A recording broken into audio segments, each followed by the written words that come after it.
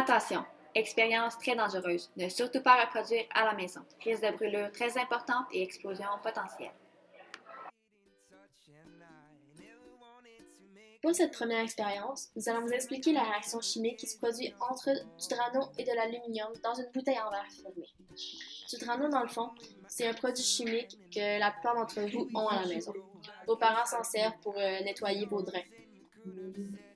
Pour être plus précise, nous allons utiliser le Drano en liquide, mais le Drano en cristaux peut aussi bien fonctionner et nous allons pouvoir vous le prouver dans la deuxième expérience qui va suivre. Maintenant, parlons des composantes du Drano liquide que nous allons utiliser pour cette expérience.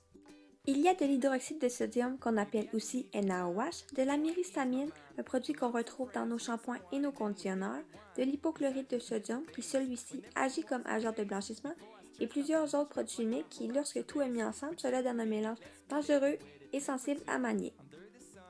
En d'autres termes, le drano est une base. Alors si elle n'est pas mélangée à une acide pour donner une solution acido-basique, cela peut nous créer des brûlures ou autres.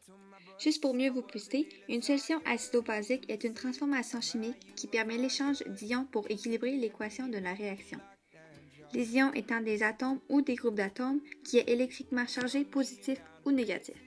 Pour commencer, la première réaction qui subvient est la dissolution des papiers d'aluminium lors du contact avec le drano.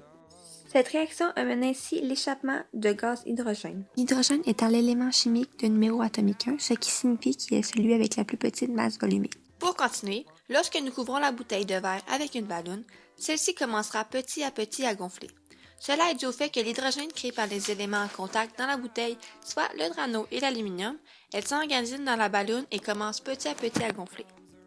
Ainsi, lorsque nous attachons le bout de la balloune, celle-ci volera comme si elle contenait de l'hélium. Cependant, c'est bel et bien l'hydrogène qu'il y a à l'intérieur, car cet élément chimique est tout aussi léger que l'air.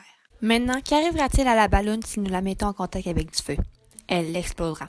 Puisque notre ballon est rempli d'hydrogène et que cet élément est très inflammable, une petite flamme venue d'un briquet et le ballon éclate.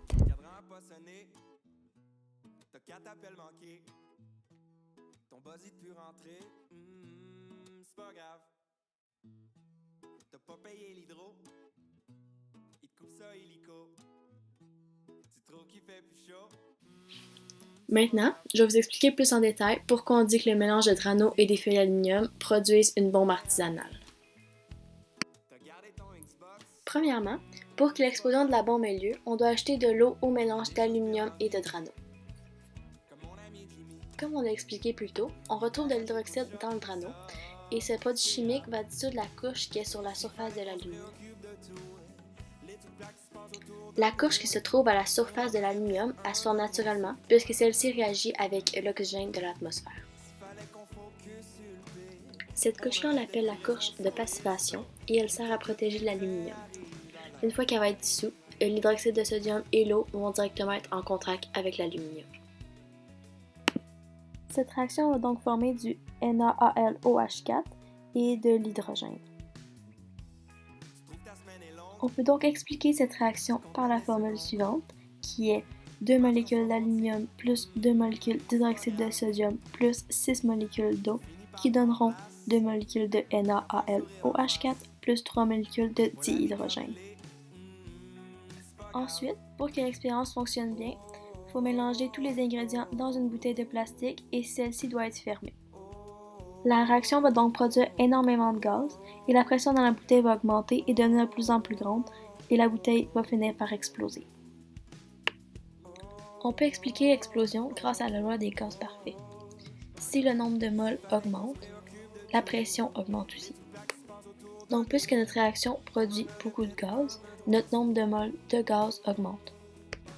Puisque cette réaction-là produit aussi de la chaleur, nos molécules de gaz vont donc aller plus vite et le nombre de collisions entre la paroi et les molécules va augmenter, ce qui va faire augmenter aussi la pression. Finalement, puisqu'à l'intérieur de la bouteille il y a des produits chimiques très dangereux et que pendant l'expérience ceux-ci sont chauffés, les risques de brûlure sont vraiment importants. Finalement, on veut juste faire prendre conscience que cette expérience-là est vraiment dangereuse, donc il ne faut surtout pas la reproduire à la maison sous risque de blessure ou de brûlure grave, ainsi que de perte de membres si l'explosion qui a lieu est importante.